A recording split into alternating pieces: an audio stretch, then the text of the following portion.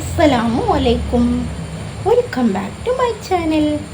അപ്പോൾ ഞാൻ ഒരു മൂന്ന് നാല് ദിവസമായിട്ടുണ്ടാവും ഞാനൊരു വീഡിയോ ഇട്ടിട്ട്. 3 ദിവസം എന്തായാലും കഴിഞ്ഞിട്ടുണ്ടാവും. അപ്പോൾ ആ ഒരു വീഡിയോയിൽ ഞാൻ ലാസ്റ്റ് ഒരു കാര്യം പറഞ്ഞിരുന്നു. അതിൻ്റെ കാര്യം പറയാനാണ് ഞാൻ ഇന്ന് ഈ വീഡിയോ ആയിട്ട് വരുന്നത്. അപ്പോൾ കാണാത്തവരുണ്ടെങ്കിൽ ആ വീഡിയോ ഒന്ന് പോയിട്ട് കാണാം. വേറെ ഒന്നുമല്ല, എന്നോട് കുറേ ആൾക്കാർ ചോദിച്ചു എന്തുകൊണ്ടാണ് ഇത്രയായിട്ടും കല്യാണം കഴിക്കാത്തത്, നിന്നെപ്പോലുള്ള ഒത്തിരി ആളുകൾ കല്യാണം കഴിക്കുന്നുണ്ടല്ലോ, അങ്ങനെ കുറേ ചോദിച്ചിട്ടുണ്ട്. പിന്നെ ആദ്യം തന്നെ ഞാൻ എടുത്ത് പറയാം, ഞാൻ എന്തുകൊണ്ടാണ് എപ്പോഴും നിങ്ങൾ ശ്രദ്ധിച്ചാൽ മനസ്സിലാവും.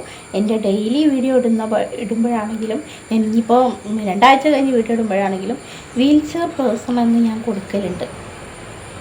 നിങ്ങൾ ശ്രദ്ധിച്ചിട്ടുണ്ടോ എന്ന് എനിക്കറിയില്ല. ഇപ്പോൾ ഒരു ഷോർട്സ് ആയാലും ഞാൻ കൊടുക്കലുണ്ട് വീൽ ചെയർ പേഴ്സൺ എന്ന്, അല്ലെ വീൽ ചെയർ ലൈഫ് എന്ന്. അതെന്തുകൊണ്ടാണെന്നും കൂടിയിട്ടാണ് ഞാൻ ഇന്നത് പറയാൻ വരുന്നത്. എൻ്റെ നഷ്ടപ്പെട്ട ചാനലിൽ ഞാൻ പറഞ്ഞിട്ടുണ്ട്, പക്ഷേ അത് ഞാൻ എൻ്റേത് അല്ല പറഞ്ഞത്, എൻ്റെ ഫ്രണ്ടിൻ്റെതാണ്. അപ്പോൾ ഞാൻ എൻ്റെ ഫ്രണ്ടിൻ്റെ കഥ തന്നെ വീണ്ടും പറയാണ്. അപ്പോൾ ചിലർക്ക് മനസ്സിലായിട്ടുണ്ടാവും. വേറെ ഒന്നല്ല, എന്നെപ്പോലെ വീൽ ചെയർ പേഴ്സണായിട്ടുള്ള ഒരു ഫ്രണ്ടുണ്ട് എനിക്ക്. അപ്പോൾ ആ ഫ്രണ്ടിന് ലൈഫിലൊരു സംഭവം ഉണ്ടായി. അപ്പോൾ അതൊന്ന് പറയട്ടോ. വേറെ ഒന്നുമില്ല, നമ്മളിപ്പോൾ ഫ്രണ്ട്സിനൊക്കെ കൂടി കളിക്കുമ്പോഴും ചിരിക്കുമ്പോഴും, അല്ലെങ്കിൽ കസിൻസിൻ്റെ കൂടെ കളിക്കുമ്പോഴും ചിരിക്കുമ്പോഴും ഒക്കെ നമുക്ക് ഫോണും കാര്യങ്ങളൊക്കെ യൂസ് ചെയ്യാമല്ലോ. അപ്പോൾ അങ്ങനെ അതെങ്ങനെയൊന്നും വിശദീകരിക്കാൻ ഞാൻ പറയുന്നില്ല. വഴിയിൽ നിന്ന് കിട്ടിയെന്ന് തന്നെ പറയാം. ഒരു നമ്പർ, അതായത് വഴിതെറ്റി വന്ന ഒരു കോൾ എടുത്ത്, ചിലത് അങ്ങനെ ഉണ്ടാവില്ല നമ്മളെ ലൈഫിൽ, എങ്ങനെ എന്തെന്നൊന്നും പറയാൻ പറ്റില്ല. ഒരു ഫ്രണ്ട് വഴി ഒരു നമ്പർ കിട്ടി. അപ്പോൾ ആ നമ്പറിൽ സംസാരിച്ച എൻ്റെ ഫ്രണ്ട് അപ്പോൾ നല്ല കമ്പനിയായി. സംസാരിക്കുമ്പോൾ വീണ്ടും പറയാം, എൻ്റെ ഉമ്മാൻ്റെ സെറ്റ് ഉണ്ടല്ലോ, നോക്കിയ സെറ്റ്, അത് തന്നെയാണ് അവളുടെ ഉമ്മക്കുള്ളത്. അപ്പോൾ ഓളും അതേപോലെ സംസാരിച്ച് ഭയങ്കര കമ്പനിയായി. പക്ഷെ കാണാൻ പറ്റില്ലല്ലോ, ഈ അതായത് പിന്നെ സ്മാർട്ട് ഫോൺ അല്ലല്ലോ. അപ്പോൾ ശരിക്കും ഓളെ വീട്ടിൽ ആൻഡ്രോയിഡ് ഫോണൊക്കെ ഉണ്ട്, എന്നിട്ടും ഓള് ഈ സെറ്റ് തന്നെ ഓൾ ആ ഫോണാണ് ഇപ്പോഴും യൂസാക്കുന്നത്. അപ്പോൾ ആ ഫോണിൽ എന്താ പറയുക, വിളിച്ച് കുറേ സംസാരിച്ച് കമ്പനിയായി. അങ്ങനെ ലാസ്റ്റ് എവിടാണ് എന്നൊക്കെ പറഞ്ഞ് അങ്ങനെ സംസാരിച്ച് ആ റിലേഷൻ ചുരുക്കി പറഞ്ഞ പ്രണയത്തിലോട്ട് മാറി.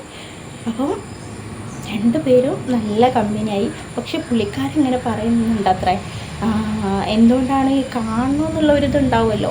പണ്ടത്തെ കാലമൊന്നുമല്ലല്ലോ, ഇപ്പം എല്ലാവരും കാണണമല്ലോ. അപ്പോൾ കാണണമെന്ന് പറഞ്ഞപ്പോൾ അവൾക്ക് ഭയങ്കര പേടിയായത്രേ. കാരണം അവളെല്ലാം പറഞ്ഞു, ഒന്നും മാത്രം പറഞ്ഞില്ല.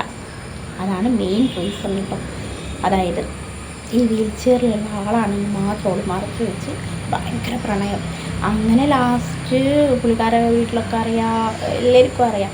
അങ്ങനെ അറിഞ്ഞ് ഇവൻ പറഞ്ഞു, ഇനി പറ്റില്ല, എൻ്റെ എനിക്ക് കല്യാണം ഇങ്ങനെ പറയുന്നുണ്ട്, എനിക്ക് നിന്നെ കാണണമെന്ന് പറഞ്ഞു. അങ്ങനെ കാണണമെന്ന് പറഞ്ഞ പുള്ളി വഴിയൊന്നും പറഞ്ഞു കൊടുത്തില്ല. വഴിയൊന്നും പറഞ്ഞു കൊടുക്കാത്ത പക്ഷം തന്നെ ഇവള് ലാസ്റ്റ് ഇവൾക്ക് കൈ കെട്ടിട്ട് ഇവള് വിചാരിച്ചത്ര, ഇനിയിപ്പോൾ എത്ര മറച്ചു വെച്ചിട്ട് കാര്യമില്ലല്ലോ പറയാന്ന്. അങ്ങനെ ഇവള് പറഞ്ഞു കൊടുത്ത് ഇവളെ വീട്ടിൽ വന്നിട്ട് ഇവർ കണ്ട് ഇവർ ജസ്റ്റ് ഒന്ന് പോയി. അപ്പോൾ ആരാന്ന് ഉമ്മനോട് ചോദിച്ചു. ഉമ്മനോട് അവളെല്ലാം പറഞ്ഞത്ര ഇങ്ങനെ ഉണ്ടെന്ന്. അപ്പോൾ ഉമ്മ പറഞ്ഞു കുഴപ്പമില്ലെന്ന്. ഓളെ ഫാമിലി അങ്ങനെ ആയിരിക്കും, ഓരോ ഫാമിലി ആണല്ലോ. അങ്ങനെ പറഞ്ഞു കുഴപ്പമില്ല എന്ന് പറഞ്ഞു. പക്ഷെ ആ വന്ന് പോയത് അടയാളം ഈ നിമിഷം വരെ പുള്ളിക്കാരൻ വന്നിട്ടില്ല. അതവളെ കഥ, അത് പറയാനല്ല ഞാൻ വന്നത്. ഇതേപോലെ ഈ പറയുന്ന എനിക്ക് ഉണ്ടായിട്ടുണ്ട്. എങ്ങനെയെന്ന് ഞാൻ വീണ്ടും പറയുന്നില്ല. ഒരു ഫ്രണ്ട് വഴി കിട്ടിയതാണ്, ആളെ കണ്ടിട്ടില്ല, ഒന്നുമില്ല. എൻ്റെ ഉമ്മാൻ്റെ നോക്കിയ സെറ്റിലായിരുന്നു, ടെക്സ്റ്റ് മെസ്സേജ് ആയിരുന്നു. അവളിൽ നിന്ന് വ്യത്യസ്തമുണ്ട്. ഓളം അതായത് പുള്ളിക്കാരൻ അമ്മനെയും പെങ്ങളെയൊക്കെ ഞാൻ വിളിക്കുമായിരുന്നു കേട്ടോ. ശരിക്കും സത്യം പറയുകയാണെങ്കിൽ അറിഞ്ഞില്ല ഞാൻ ഇതൊരു വലിയ കളിയാണെന്ന്, ഇത് വലിയൊരു ജീവിതം വെച്ചാൽ കളിക്കുന്നതെന്ന്. ഞാൻ പറഞ്ഞില്ലേ, ഇപ്പോഴേക്കാണ് ശരിക്കുള്ള ബുദ്ധി വന്നത്. അപ്പം ഞാൻ എല്ലാം പറഞ്ഞു, ഉപ്പ മരിച്ചതും എല്ലാം പറഞ്ഞു, ഉപ്പക്ക് അസുഖം വന്നതും എല്ലാം അറിയാം. അവളതേപോലെ തന്നെ ഞാൻ മറച്ചു വെച്ചു. ഞാനൊരു വീൽ ചെയറിലുള്ള ആളാണെന്ന്. പക്ഷേ യൂട്യൂബില്ല കേട്ടോ ആ ടൈമിൽ.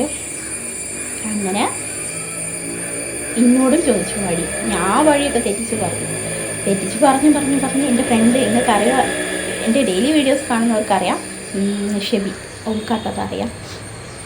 അങ്ങനെ ഓളിനോ പറഞ്ഞു, നീ പറ്റിക്കില്ലടാ, നീ എന്തായാലും പറഞ്ഞു കൊടുത്ത്, എന്തായാലും അറിയണമല്ലോ.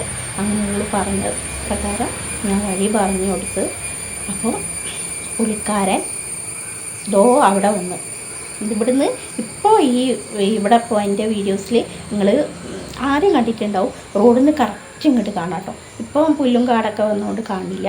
പക്ഷേ പുള്ളിക്കാരൻ വരുന്ന ടൈമിൽ കറക്റ്റ് റോഡിൽ നിന്ന് ഞങ്ങൾ സിറ്റ് ഔട്ടിൽ ഇരിക്കുകയാണെങ്കിൽ എങ്ങനെയാണോ വെച്ചാൽ അങ്ങനെ കാണാം.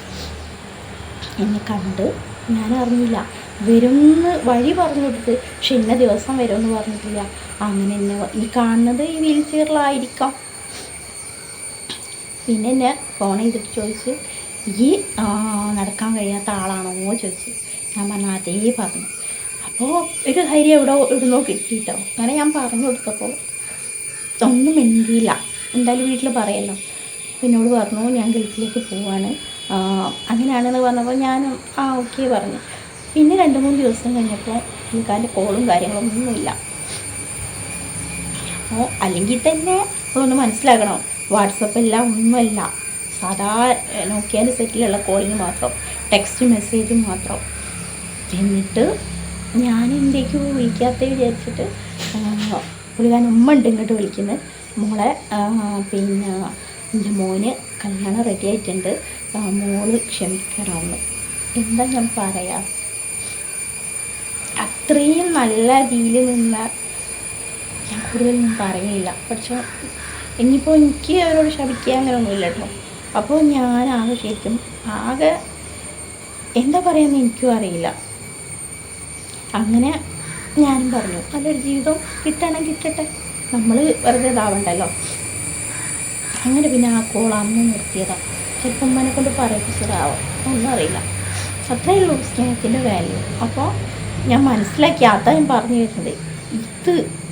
ഈ ഒരു വീൽ ചെയർ പേഴ്സണെ ആയിട്ടാണ്, ആ ഒരൊറ്റ കാരണം കൊണ്ടാണ് എന്നെ വേണ്ടെന്ന് വെച്ച്. അപ്പോൾ എനിക്ക് ശരിക്കും പറയുകയാണെങ്കിൽ ദേഷ്യമാണോ വാശിയാണോ ഒന്നും അറിയില്ല. ഇത് കാണണം. ഞാൻ ഇങ്ങനെയുള്ള ഒരാളാണ്. ഞാൻ അവളോടും പറഞ്ഞു, ഈ ഞാൻ ചെയ്ത ഒരേ തെറ്റാണ്, കാണണത് ശരിക്കും. അതായത് ഇങ്ങനെയുള്ള അറിഞ്ഞുകൊണ്ട്, ഇങ്ങനെയാണെന്ന് അറിഞ്ഞുകൊണ്ട് നമ്മൾ അക്സെപ്റ്റ് ചെയ്യുന്നവർ മാത്രം മതി. പക്ഷെ അത് കഴിഞ്ഞാൽ എനിക്ക് ഒത്തിരി ഇപ്പോൾ യൂട്യൂബ് ചാനൽ വന്നതിന് പിന്നെ എന്നെപ്പോൾ കഴിഞ്ഞതിന് ശേഷമാണല്ലോ വാട്സപ്പും കാര്യങ്ങളൊക്കെ ഞാൻ തന്നെ തുടങ്ങിയത്.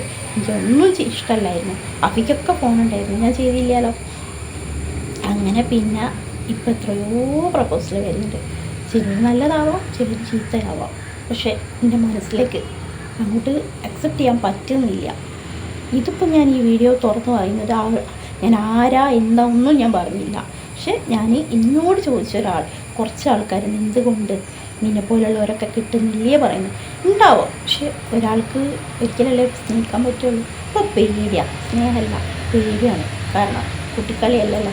അപ്പോൾ എനിക്കൊരു പ്രതികാരം എന്ന പോലെ എൻ്റെ വീൽ ചെയറും എന്നെ ഇഷ്ടപ്പെടുന്നവർ മാത്രം.